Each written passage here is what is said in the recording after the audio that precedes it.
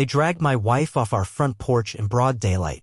Her novel still clutched in one hand, her slipper spinning off like a deflated balloon. She didn't scream. She didn't even flinch. All she said, loud and calm like she was calling in artillery, was Echo Protocol, engage. That was it. No panic. No yelling. Just those 3 words. And I swear, even the birds stopped chirping. What those wannabe HOA enforcers didn't know, what nobody in this cul-de-sac knew, was that my wife, Camille, wasn't just some mild-mannered homemaker sipping coffee and reading thrillers in the sun. She was a former CIA field commander with more medals than our neighbor Herb had plastic flamingos. And they had just poked a lion with a laminated rulebook. It started like any normal Thursday. Morning sunlight warming the porch, steam rising from our coffee mugs, the scent of lilacs drifting from Mrs. Travers' yard. Camille sat beside me, flipping through one of her spy novels, the kind filled with drone strikes and double agents.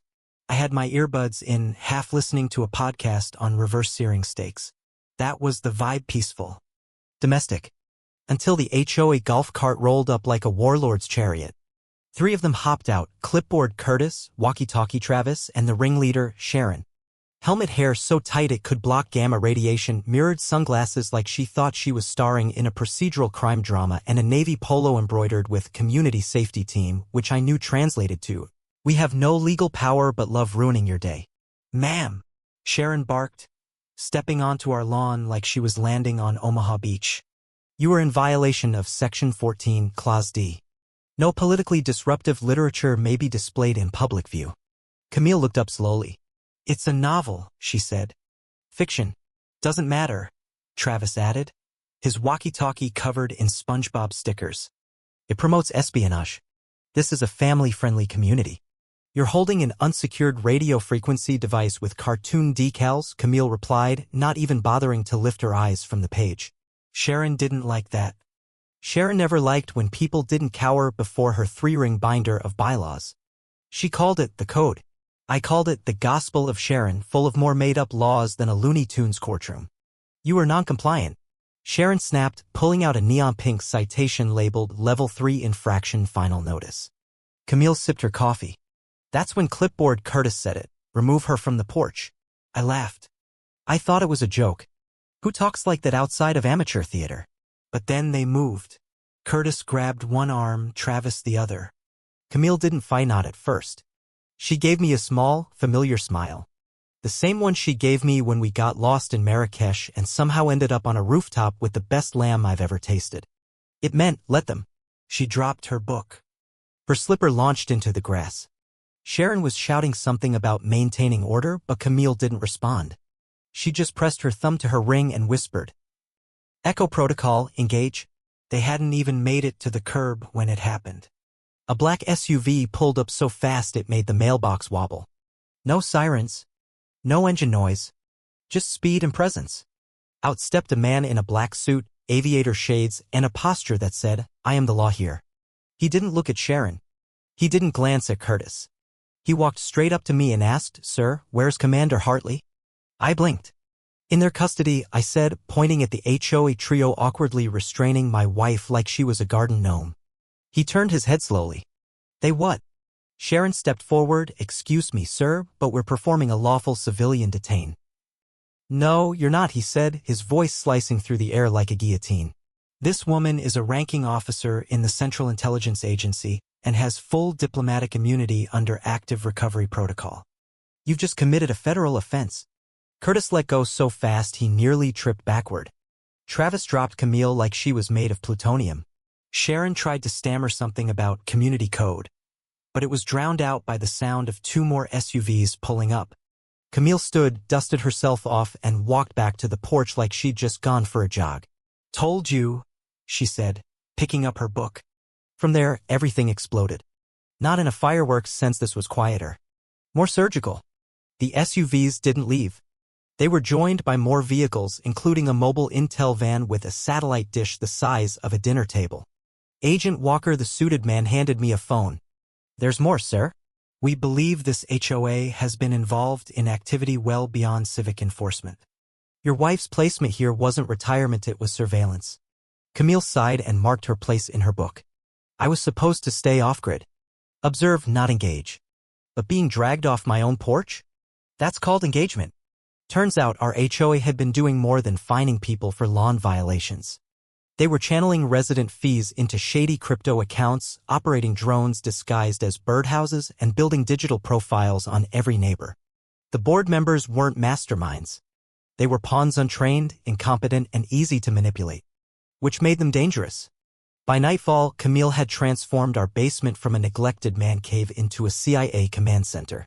Walls of monitors, encrypted comms, a mini-fridge filled with cold brew and kombucha. She sat at the center like a general, fingers flying over a keyboard faster than my eyes could follow. She pulled up a map, our neighborhood overlaid with color-coded threat zones. "They're not working alone," she said. "This isn't just HOA overreach. They've been testing jurisdiction boundaries with government-grade software." I stared. "They're retirees with clipboards." "Not anymore," she said and brought up a file labeled Operation Sunshade. It showed wire transfers, encrypted messages, and federal-level spyware being used by Sharon and her crew. Someone had given them the tools. Karen wasn't a mastermind, she was a test subject. And our peaceful cul-de-sac was the petri dish. "Time to go deeper," Camille said, pulling out what looked like a makeup bag, but unfolded into a surveillance toolkit. She launched a hummingbird-shaped drone into the night. It zipped through Sharon's open upstairs window, scanning a corkboard covered in notes and red string. There was a laminated command chart labeled Operation Green Grass, her plan to mandate artificial turf across all front lawns. More disturbing was the file marked Community Compliance Profiles. My name was on page 1, Subject Resists Authority. Monitor trash patterns. Camille projected the contents on our garage wall. Dozens of neighbors were listed, retirees flagged for birdhouse violations, teens marked as mobility outliers for riding scooters. Even our mailman had a file. By the next morning, Camille was in disguise, casually walking a fake dog past Sharon's garage.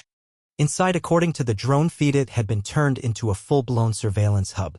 Monitors, radios, a snack shelf stocked with off-brand granola bars. They were watching private security feeds from inside people's homes. That was the last straw. Camille filed a report with her agency contact. The response came fast, authorized for escalation. And thus, Operation HOA Havoc was born. It started with a drone squirrel. Covered in fake fur, it perched on Sharon's chimney at 4:17 a.m., capturing blackmail-worthy footage. Sharon singing show tunes in a bathrobe and Obey the Code sleep mask. But Camille didn't release it. She had a better plan, so paranoia. Official-looking letters arrived at the doors of Sharon and her cronies, Curtis, Travis, even Sharon herself. Printed on CIA-quality paper, they warned of audits, misconduct investigations, and misuse of HOA funds. Travis received a notice about unauthorized surveillance practices. Sharon's warned her of complaints over purchasing military-grade camouflage for a neighborhood with zero marshland. Soon, infighting erupted. Curtis confronted Sharon on her lawn. Travis stopped waving to neighbors and started wearing a GoPro. Camille hacked their radios and inserted eerie messages, static-laced nursery rhymes, robotic voices issuing audit protocols. It worked. Neighbors started to resist. Lawns were mowed in spirals. Flamingos popped up. Someone flew a kite shaped like a cactus. Camille contacted a few trusted residents. Frank, a retired naval intelligence officer. Mike, a stay-at-home dad with a background in AI. Together, they seeded false rumors in the HOA Facebook group. Secret audits, psychological evaluations, embezzlement. Sharon panicked. She held a mandatory emergency board meeting in her garage. Camille live-streamed it. It was glorious. Screaming. Accusations. Todd crying. Curtis throwing a chair. At one point, someone knocked over a tray of red, white, and blue cupcakes. The next morning, the garage was locked tight. And then came the spring gala. Sharon's final stand. Balloons, lemonade, a bouncy castle. Speeches about unity and discipline. Camille's team was already there, an agent manning the grill, a cyber warfare expert disguised as the face-painting lady, even the DJ was ex-NSA. At the perfect moment, Camille gave me the nod. I tapped my walkie. The projector behind Sharon fizzled, then lit up. Surveillance footage. Dossiers. Secret audio recordings. Financial statements. One clip showed Sharon screaming into her walkie, "I don't care if it's illegal, way are the law here." Cue the black SUVs. Agent Walker stepped out and addressed the crowd. "Sharon Duffield, you're under investigation for misuse of surveillance equipment, unauthorized data collection, and financial misconduct." Applause erupted. Someone released a balloon. Sharon tried to leave with dignity. She failed. Days later, I found myself elected HOA president by default. The role I never wanted, one with write-ins and banana bread. Camille added a rule banning clipboards within 20 feet of any mailbox. Then came the package. No return address. A single black keycard. A note, Phase 2 begins. Destination enclosed. The address? Phoenix, Arizona. Coincidentally, not Sharon had just moved there. Camille said nothing. She just pulled her gear, kissed me goodnight, and left before dawn. A week later, she came back. No sirens. No drama. Just walked up the porch steps and handed me a flash drive. "It's bigger than we thought," she said. And that's how the war on petty tyranny became our new retirement plan. Every evening, we sit on the porch. Coffee in hand. New security system hidden in the gnome. Peace restore for now. Because sometimes peace means knowing your wife can dismantle a surveillance state before breakfast. And sometimes it just means letting her read in peace, daring anyone with a badge and a bad attitude to interrupt her again.